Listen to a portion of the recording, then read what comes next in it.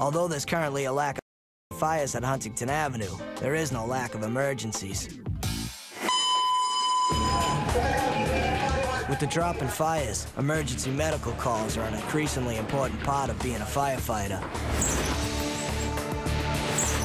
The Boston Fire Department is usually the first on the scene, and their response often means the difference between life and death. A man has fallen 3 stories from a scaffolding and needs immediate medical care.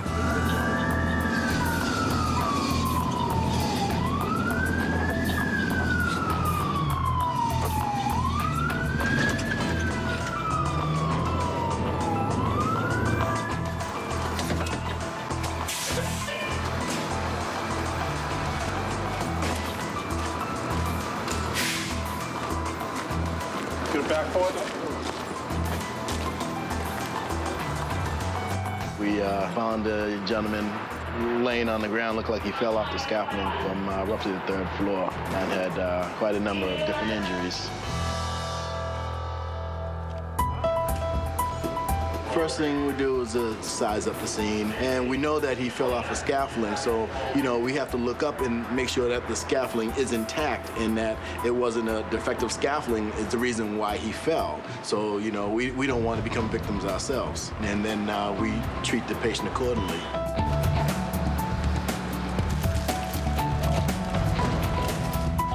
The green bag, that's the oxygen. I went and grabbed that, I brought that over, and then I ran back and grabbed the red bag, which is the neck brace, the neck collars. We put the neck collars on to stabilize the neck. We get there and we try to, you know, binge him up as much as we can until the EMS get there. I just finished running this morning, and then I was just walking home. And I usually cut through this back alley back to my house. And I just noticed him over there in a pool of blood, just motionless. Yeah, 3-story drop onto cement. Yeah, it wasn't pretty. Right inside. I had just seen him not like an hour ago when I came into work, and I said, hi, he's been here all week working, so I was shocked to see it and scared.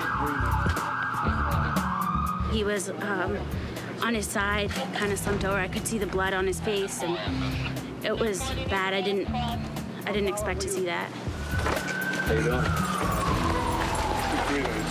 How you doing, pal? Once the emergency medical services arrive, they take over the treatment of the victim. He was found like this. Nobody saw him fall. His arm looks like it might be a little bent out of shape. Looked like he had, definitely had a broken leg. Looked like his hips were dislocated. His face, his lip was all busted open. His face was very swollen, you know, blood all over the place. Fine, keep everything intact down here if you can, all right? 1, 2, and... He was in bad shape, but, I mean, he was semi-conscious, you know, but he wasn't too aware of, you know, where he was at, so. I really couldn't say what his chances of survival. I hope he does make it. Thank God somebody happened to come by and, you know, and seen him there and they were able to call us.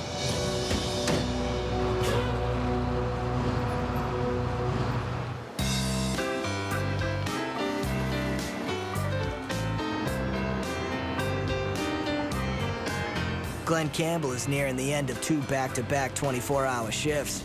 Glenn's wife, Nancy, has brought the family down to the firehouse for a visit. My son, Michael, is 9, almost 10.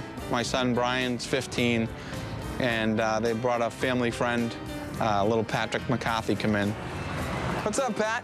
The kids like to come by and jump around on the fire truck, and, you know, they run around the firehouse. They always get candy and soda, so they're happy.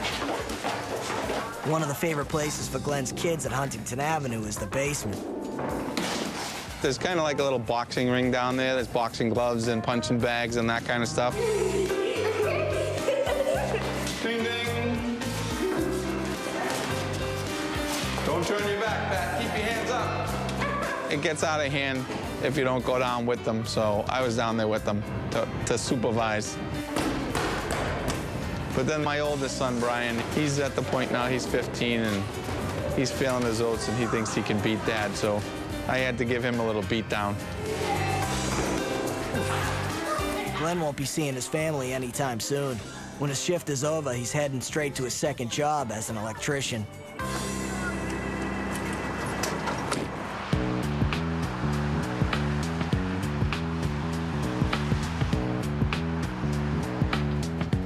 Well, I started doing electrical work in 1980, and it was right after I got out of the military, and I've been doing it ever since.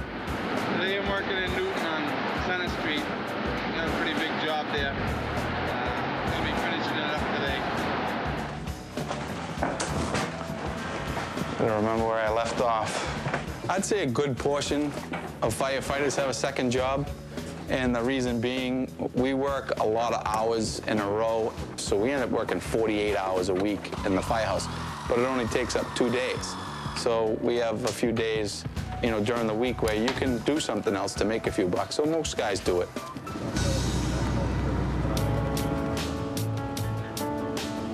Glenn's worked as a firefighter and an electrician for 60 hours straight before finally going home. How are you? Good. What's going on? Nothing. How was school? Good. What's going on? Nothing.